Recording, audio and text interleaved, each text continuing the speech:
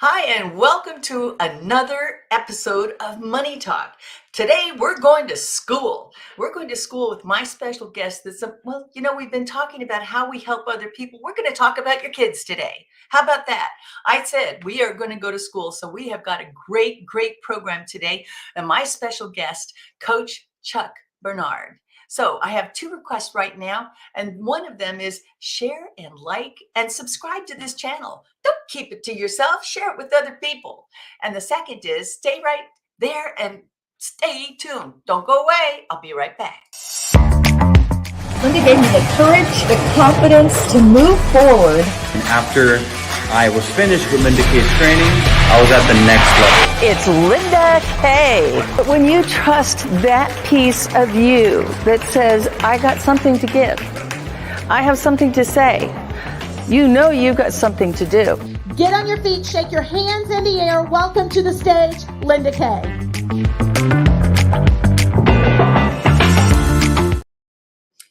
And I said we'd be right back, and here we are. Today, I have a really cool guest. At $30,000 to $50,000 a year for a college education for your kids, you want to make sure that the kids are ready to go.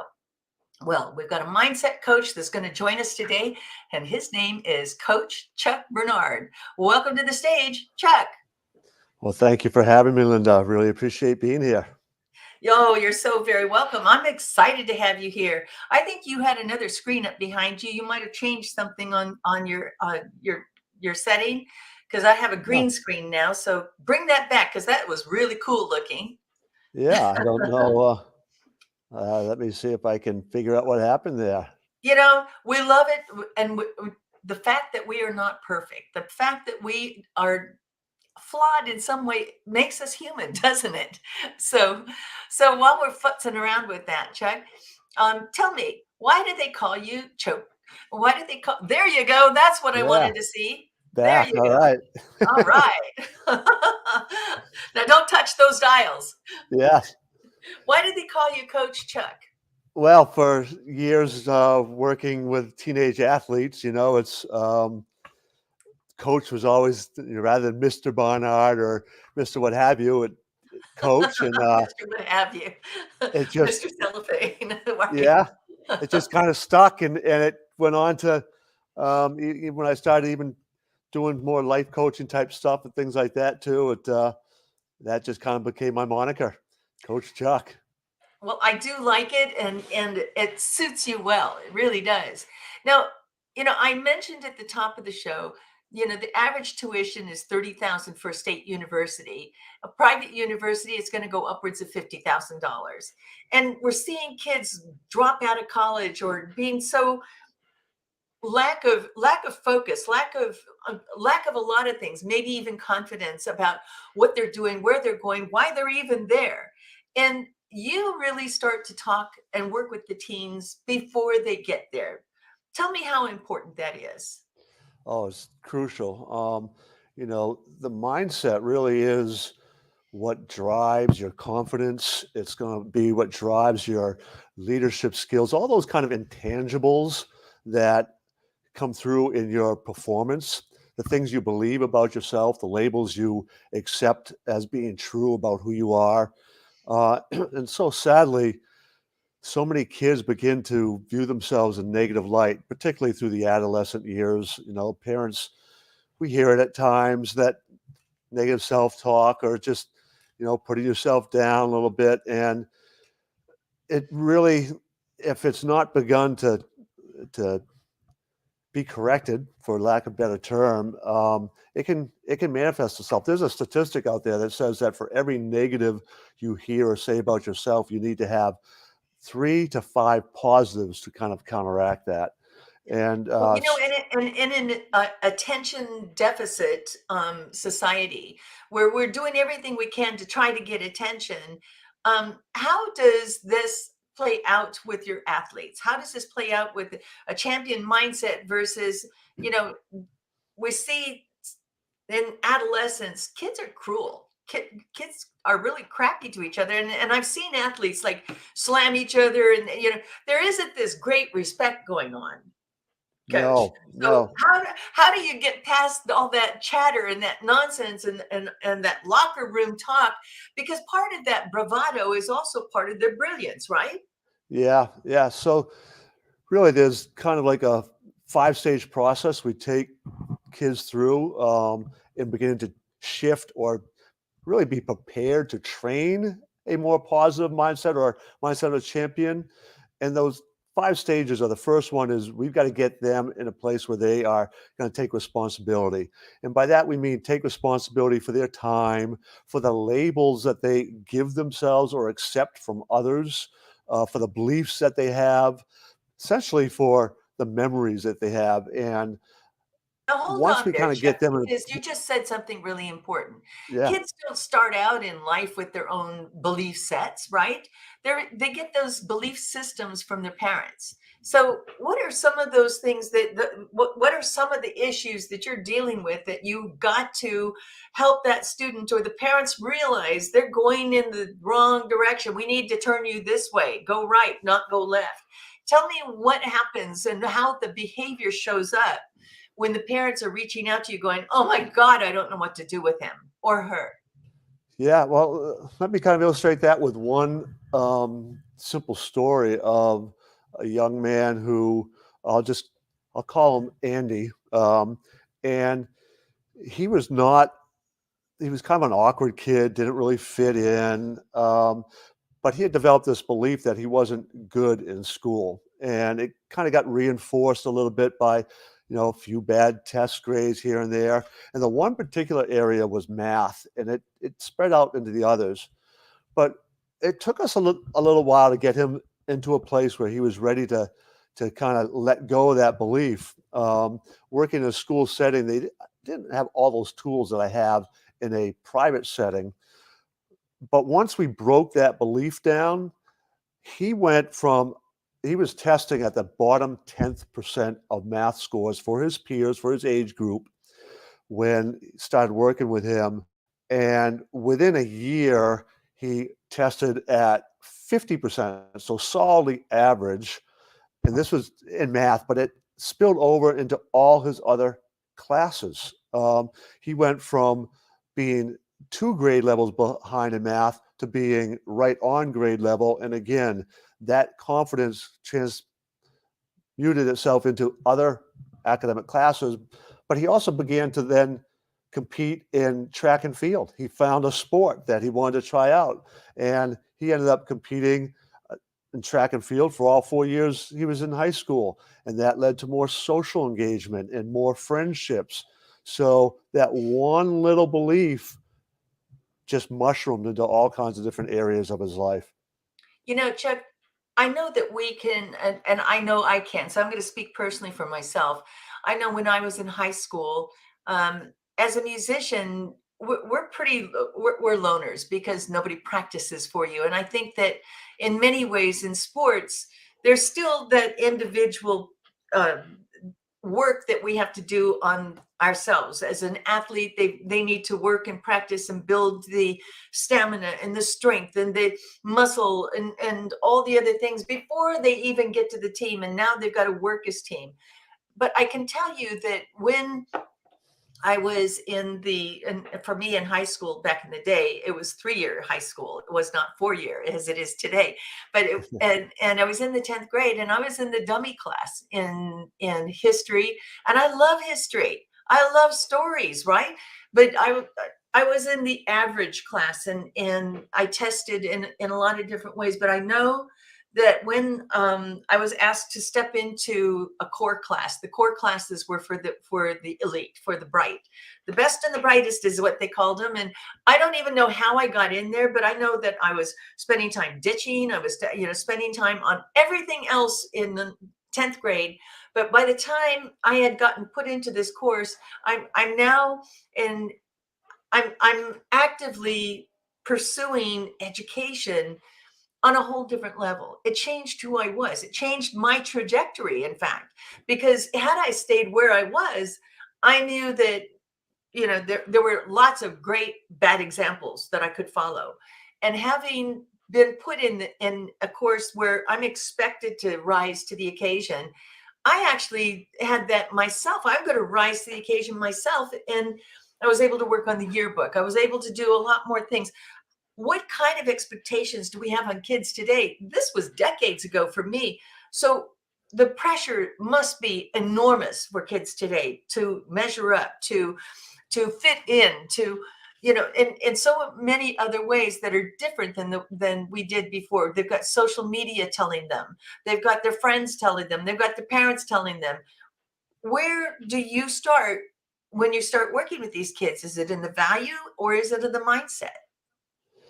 Yeah, no, that's a great question, and those statistics are right on. We kind of see it, but the data definitely supports the idea that kids are feeling a lot worse. In fact, the CDC reported that between 2009 and 2021, the percentage of kids who had persistent feelings of hopelessness, which is, when you think of that, it's like, oh my goodness, went from 26% to 44%. So there's been a big increase. So yeah, where do you start? In that those 5-stage process, once we get them in place where they are ready to take responsibility, we got to work by cleaning up their memories. So there's a whole process to go through to help them identify negative emotions they're still holding on to from the past, beliefs that they have about Hold on. themselves I, that I don't need you to, support. get our audience caught up with us. What does Yeah. that mean, that memory? How are you finding a memory that's now limiting their behavior or making them even act out? Tell us what that means. Yeah, that's great. Again, great question. It's really through a whole questioning process. Um, Initially, I want them to go through it themselves rather than just me kind of pulling it out. So there's a whole series of questions that I had to begin to go through and try to think about. And when we talk about labels, it's like, what do other kids, their peers, call you? What names do they give you? What sort of labels do they give you? Friends, people who aren't friends. What have you accepted as being true about yourself? And, kids will have things like the nerd or the geek or different labels like that. And once we Right? get a list of those things, we can begin to ask, all right, which ones do you like? Which ones Oh, don't you like? Which oh. ones, which ones kind of do you think keep a cap on who you could, but who you really could be? And once we begin to get those labels, then we can say, all right, that one doesn't bother you. That's in fun. It's in fun. Fine. Super. You don't really like that one. All right. Now, And let's say there is a label that they're given that they really don't like. And it doesn't have to be a negative label. It could be a positive label, but it's putting pressure on them that requires a performance, that they adhere to a standard or to a performance level, like champ. Hey, champ. And maybe they hate that because maybe it gives, them a sense of, if I'm not a champ, then what's the opposite? I'm a loser, right? yeah, yeah, there's a couple things going on there. And that's a wonderful point. And is it the label that's creating the problem, or is it the emotional attachment to that label? How do you figure So that out? And well, so once we kind of get the labels and we go through that, then we have to have them begin to say, all right, when you think of that label, what emotions come up? And again, we begin to get a list of the emotions, and we're looking for emotions that fear and anger and sadness and hurt and guilt and invisibility and these kind of um, Do these emotions kids that actually feel they're invisible? yeah, yeah, sadly there are Oh my um, goodness. there are a number of kids that and that's usually pretty unconscious, and so that will take some other I look, there's certain elements when I get a list from a kid, I look for certain elements, and then it's like, "Ooh, that could also mean this." So there's some more questioning I do to kind of, pull out what it is. But there's some core ones that we have to deal with, and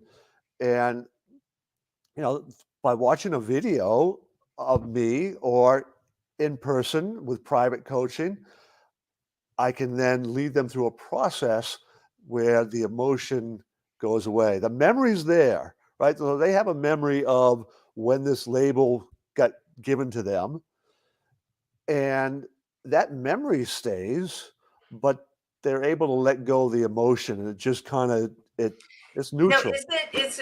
I mean, for an athlete or even a performance individual, whether it's performance in education or performance in music, and I'm sure you work the gambit with them. How are you detaching? What process are you using to desensitize that emotion from affecting them? Because you obviously can't erase the memory, but you can reduce the effect that it has on them. What are you using for them to dig in and then let it go? Yeah, no, those it's good. The primary tool I use is something called timeline therapy techniques, which has ability of if you if you think about this, we all store our memories and we have to store them in a time sequence. So we can't tell the difference between what happened last night or a week ago or a month ago. We have to put it in a time sequence or we don't know when it happened. So we essentially Oh, wait a have, minute. That's interesting. You yeah, mean to tell me that you don't know what you were doing last night unless you have put it into a sequence or you can't recall it? Is that just the human condition? it's yeah. And so like, there are sometimes people have memory issues where they don't really So recall. present company included, Yeah, coach. yeah. And I have senior parents. My dad's 92, my mom's 89. So, there's Wow. certainly aspects of that come with aging and all, but Sure. there are also sometimes brain injuries and such where people can't they don't really know when things happen. But for the overwhelming majority of people, we store it in a timeline. That's how we know, yeah, I did that last week. That happened to me 5 years ago. That happened 10 years ago because we have it in order.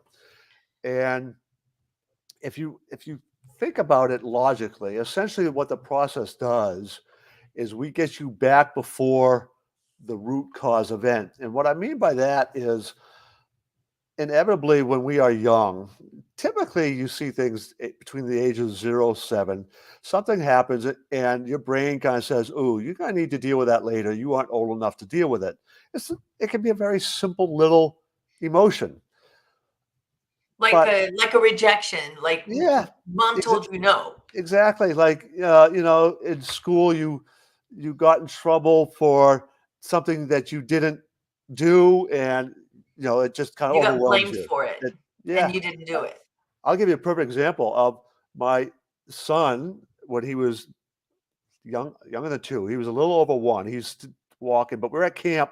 I'm sitting on the edge of the dock. And he begins to come out the dock towards me, and I'm watching him the whole way. Just watch him, and he comes around behind me, and he walks right off the edge of the dock.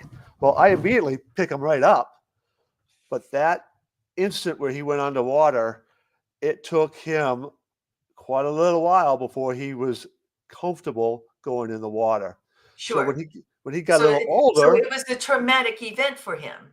And yeah, so, even though you were there, the fact that he fell in and was in a foreign place that scared him, that frightened, terrified him, in fact, he's probably very grateful that you picked him up, but he's never going to forget that event.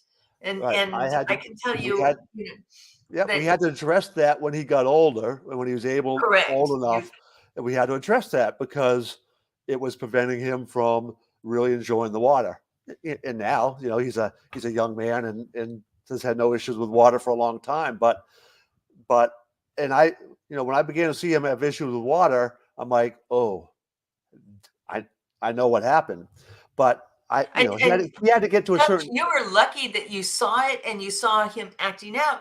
How many of your clients don't know what happened or have no clue as uh, to, or they weren't there at the time that the event occurred?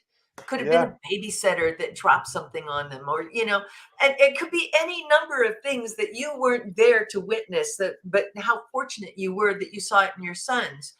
Now it's showing up in the kids in a pretty profound and negative way. yeah, Then if absolutely. they don't address it, how does it manifest in a different way? Absolutely. And it could be such a quote little thing, and it could be well-meaning things. And everybody, we're all individuals, right? So how we interpret events is uniquely individualistic.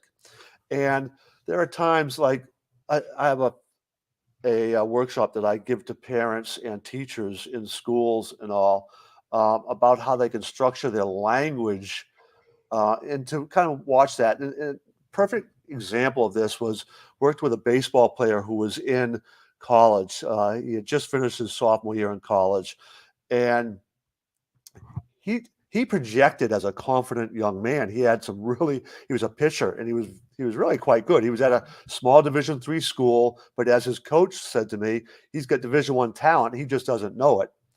But Interesting. what had happened when he was young was he had kept hearing this message of, oh, you can't let kids get into your head now, right? You can't let these guys from away think they're better than you. And the interpretation was better than me. Kids from away are better than me. So when he got to college and he's competing against kids from quote away, unconsciously he would all of a sudden hang a breaking ball or throw a wild pitch, or his body would react because his brain's going, hey, you aren't good enough. This is a really close game. You aren't good enough. Oh my goodness. He didn't know it. That came out in the work I'm doing with him.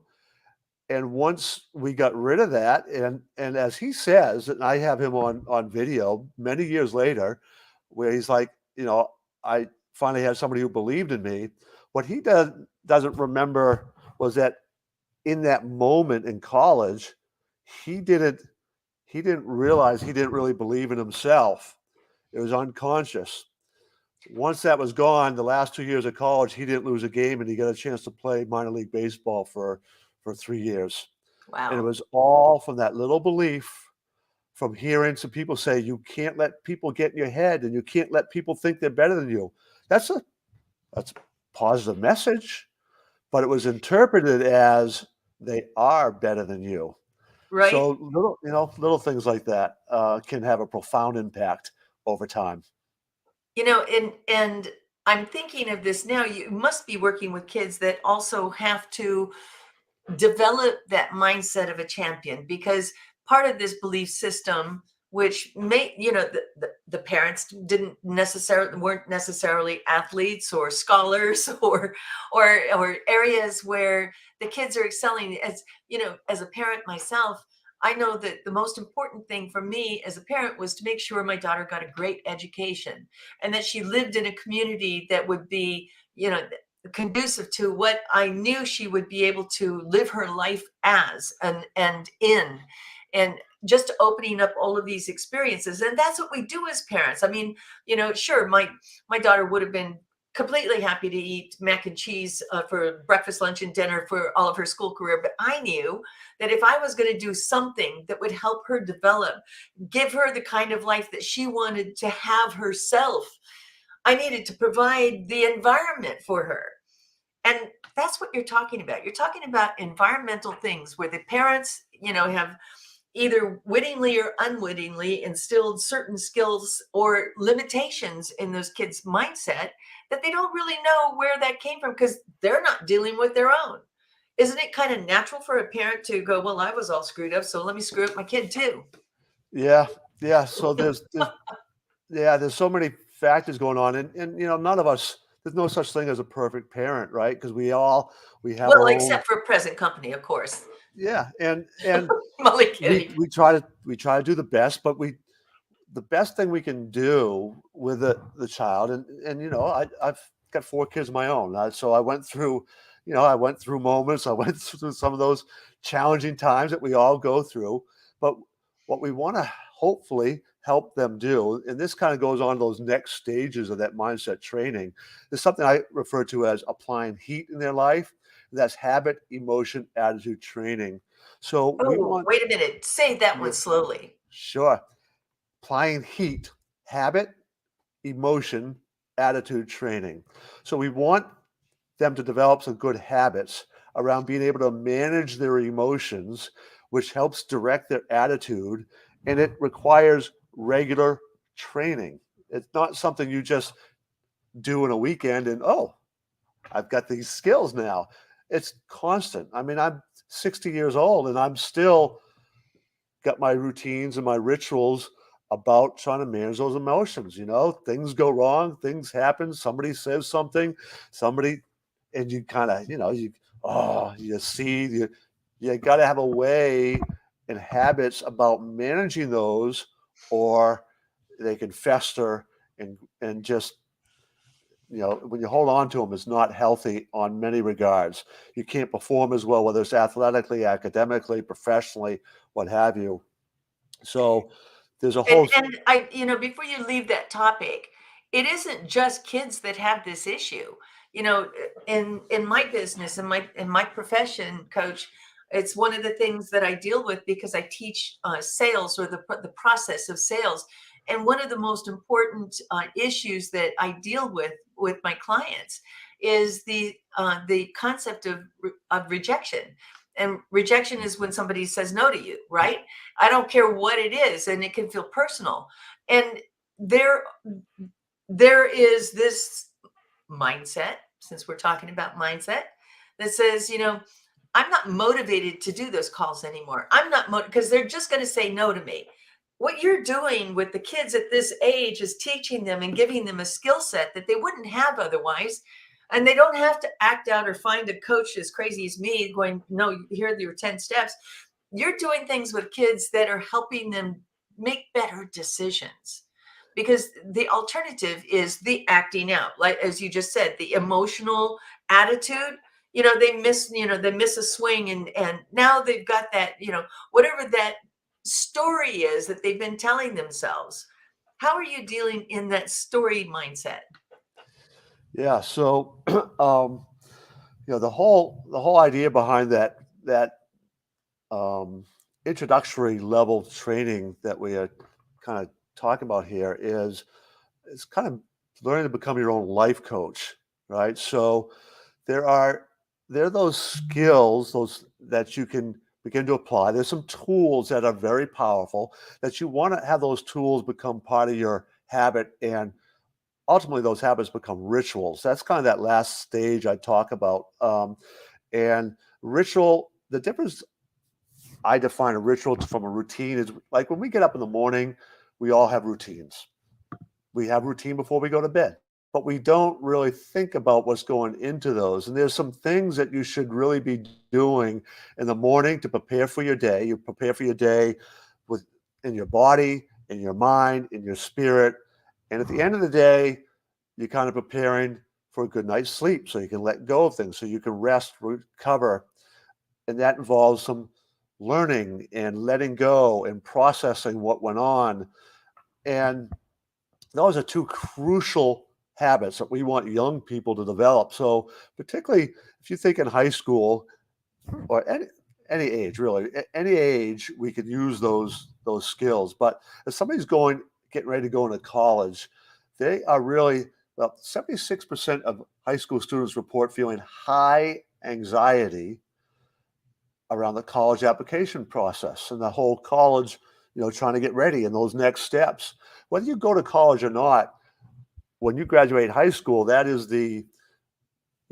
symbolically, it's you are now entering adulthood, right? Symbolically, you are now supposed to be entering that adult world, whether you're going on to college or whether you're going into the work world. And there's being able to give them some tools and those habits to deal with all those stressors is a life-changing skill. There's so many people who get to be middle-aged or all professionals. If you look at the life coaching industry, so many people who are paying for all these coaches and stuff are professionals, middle age, and they have all these mindset issues and all these health, all this stuff. And I'm like, I see it in kids. Let's start giving them the kid. If we can help them at a younger age, it doesn't necessarily mean they'll never need a coach, but they'll be much better prepared for a lot of those kind of issues than most people are. So, You report that 76% of high schoolers are stressing about the process. What is the biggest stressor? Is it just not measuring up or not going to be accepted? What things are on their minds the yeah, most? you know, this is not just applying to teenagers. This is really applies to everybody, but probably one of the strongest emotions that can really hinder us is fear, right?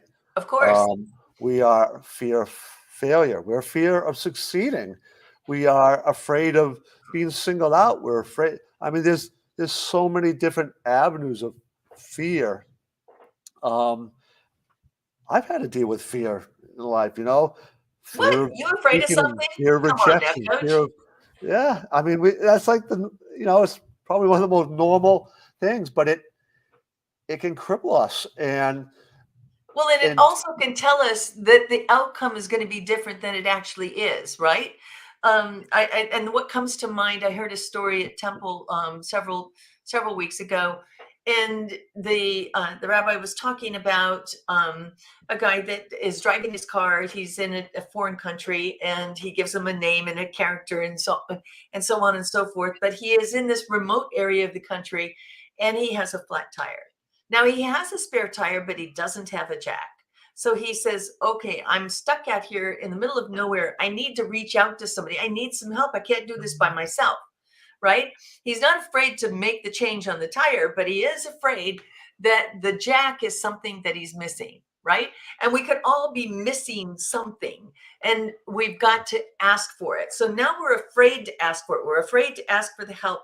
So in his mind, he goes, well, I know this guy over here, this farmer, and he hasn't seen me in many years. So now he starts telling himself stories. He starts saying, well, he hasn't seen me in so long, and I don't even know if he'll know who I am.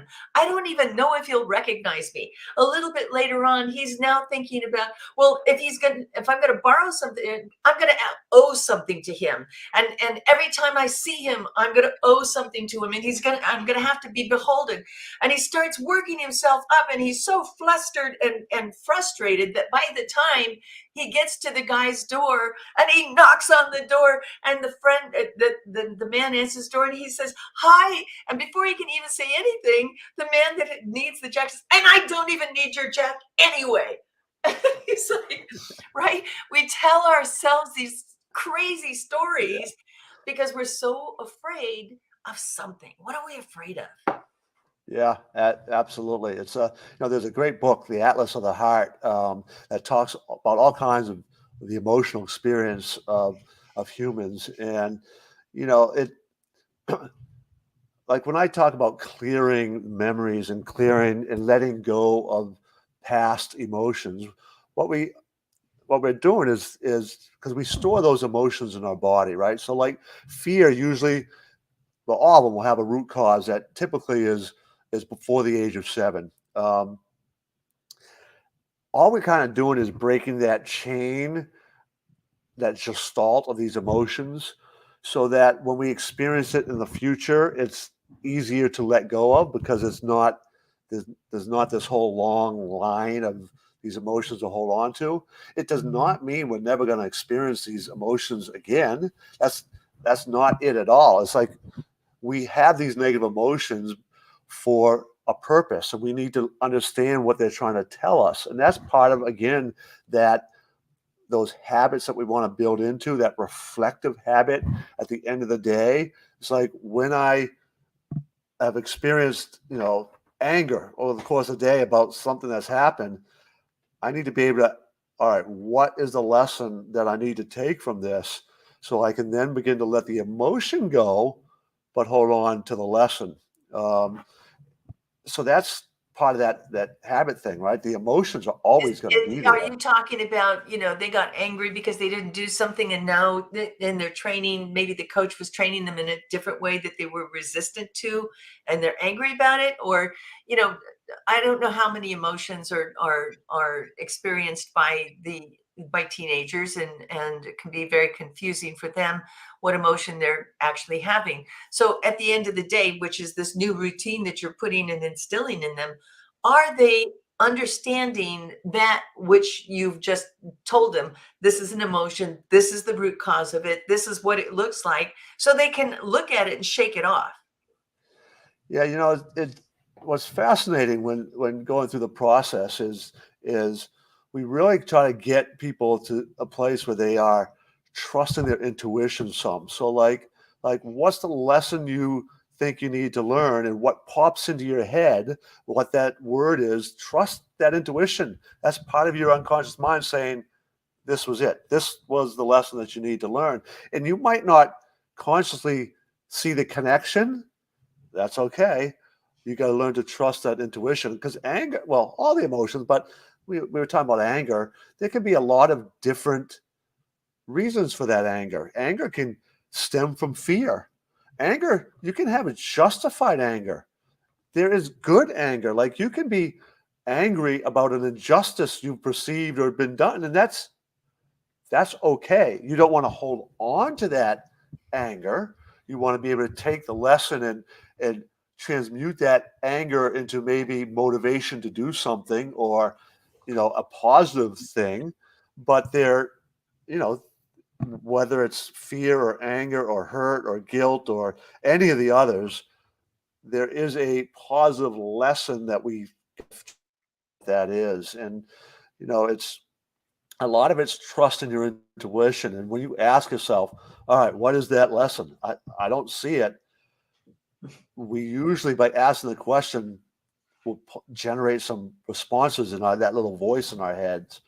And we just need to learn to trust those, and be able to file those away. There's a whole little script that I give people in the trainings that help them do that. Because the other thing that happens sometimes is we have conflicts, values conflicts, and other conflicts between a couple parts of us. And what does that mean? How does that show up? Give me an example. Yeah, so you may want to be achieving, whether it's athletics or something. You have a goal, mindset, want to move in that direction, but you also really value some friends who are pulling you in another direction, right? So this is kind of a conflict that is not that uncommon for teenagers. They want to go in this direction, they see this direction, but their friends are heading in a different direction. But boy, friends mean everything to me, right? And you kind of got this internal conflict. At what can happen at a kind of a deeply unconscious level is part of you is holding on to whatever you think you need from those friendships, right? And you don't want to let go. We're afraid of the unknown. We don't know what's going to happen. Will we make friends ever again? Right. Right. Exactly. All those sort of things. And there's some techniques we can do to get those parts of your unconscious mind to come together. You consciously kind of act as your own negotiator between these two parts of your unconscious mind. And when it begins to happen, you very often you'll get tingling in your skin. You'll feel the goosebumps. Your hair will raise up on the back of your neck, and then you kind of just go. Is that a good thing? What's that? Is that a good thing? It's a good thing because then it's like you pull it in, and it's like, oh wow, and you just kind of feel this. That stuff goes away, and so there's some really interesting techniques that can be done like that. And the fun thing is, from my point of view, is like I can teach those things through a video. I can lead them through it. It's usually better in person because you learn a lot by the body language, right? It's a two-way communication. Sure. But kids can learn how to do these techniques, and oftentimes end up, once they've done it, do it on their own. Obviously there are situations where things can happen, and sometimes you need to have somebody who can kind of guide you through it, right? When you're at the level of your own problem, sometimes it can be hard to rise above that. But for many of the stressors in life, you can learn to manage them on your own. And for those that are a little more severe, that's when you have your therapists and your counselors and your that's what you get a coaches and everybody else. You get your coach to get that behavior out. So how do people find you? The best way to get in touch with me is coachchuck360.com. That's Coach Chuck or Coach Barnard. Either one will take you to the same place. It's just easier to remember Coach Chuck. coach360.com. And there you've got all my social media. You can email me, you can text me, you can get videos. There's website link. It's all in one place, right? I mean, how convenient is that, right? That Everything's is there in one convenient. place. Now, So, Coach, I think you have a book coming out too. yes. So I have a book I'm working on confidence. And I hope that will be, my target is springtime. I'm in the final stages of the outline that, I'm going to be working with a professional writer. So I'm going to be collaborating with somebody who can help me craft it really well. But yeah, that's going to be, and I've got a couple. I had a little one that you can see on that Coach Barnard, Coach Chuck 360 site. There's a couple there. So yeah, that's exciting. That's pretty cool. I think you've got something for our guests, if they want to know more about you. You've got something, I think a giveaway or a link or something. Is that right? Yes. Yep. There's a webinar, free webinar, and it's coachbarnardwebinar.com.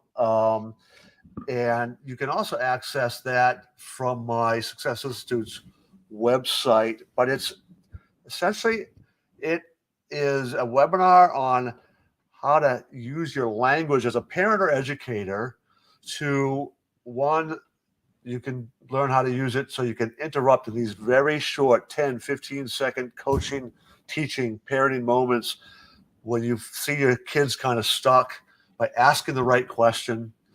And then how you can then use your language to embed more positive suggestions. So if you ever hear that negative self-talk, some ways that you can ask the right question where they kind of go, huh? And you interrupt the pattern, and then you can embed something else. So there's a lot of really powerful language techniques in that. That's pretty cool. Tell me some of the effects, some of your successes. Talk to me, and I understand about the baseball player, but have you worked with females also? Yeah. So again, and it's not just athletes. It tends to be, one, I love athletics. A lot of my connections are athletics. So it's certainly, that is I have a lot of athletes who are always looking for that extra edge. But I'll tell you about Katie, who, again, on some of my information I have that you can access through my site, she's one of the case studies I talk about. But Katie, lovely young girl, was really not attending school when she came to us, and anxiety, high stress, smart, um, very likable. I mean, she had friends, so socially, but she had a hard time attending, both physically, showing up to school, and when she was in school, being able to focus because the anxiety would get in the way. Well, some of the lessons that we taught her and able to kind of break through some of those, her mom said, wow, I wish I could remember right off the exact words her mom used because they're so well, but we basically opened up all kinds of new pathways to learning. And Katie says she developed those skills to be able to manage the stress. She ended up getting into Bates College, which has like about a 17% acceptance rate. So highly competitive school. Wow. And she did really well in high school to be able to get into that, obviously. But I just talked to her last summer because we both shared, I had lost my wife a little over a year ago through cancer. I'm sorry. Well, she took a year off from college to be with her dying sister. Her sister was dying, and she's back in school this year. And, a lot of the skills she learned helped her through all that. So that's the kind of thing that, kind of makes you feel good, right? When it's like, oh yeah. Oh yeah. Those We love to rewarding see kind of the moments. success of our students, of our children, but especially, when they're starting out so young and they've got all of these issues. We forget, that we had to suck it up and keep moving. We didn't have the kind of help that we've got today. And Coach, I just want to thank you so much for being on the program today, because parents need to hear this. And I'll tell you, even if you're not a parent, that you know other people that have children and they have these issues. Tell them about Coach. Coach Chuck, thank you so much for being on the show today. Well, thank you very much for having me. Here. Thank you. Well, you heard it here. I told you we were going to go to school today. And how about the kind of dynamics that are going on today with the kids, the unbelievable pressure that they've got to perform? We forget about that. And we think, oh, well, we just provided a home for them or a meal, but they need these other skill sets. So make sure you reach out to Coach Chuck and join me again next week for another great program. Thanks for watching. Do you like to talk about money? If you do and you'd like to be a guest, contact me at lindakay360.com.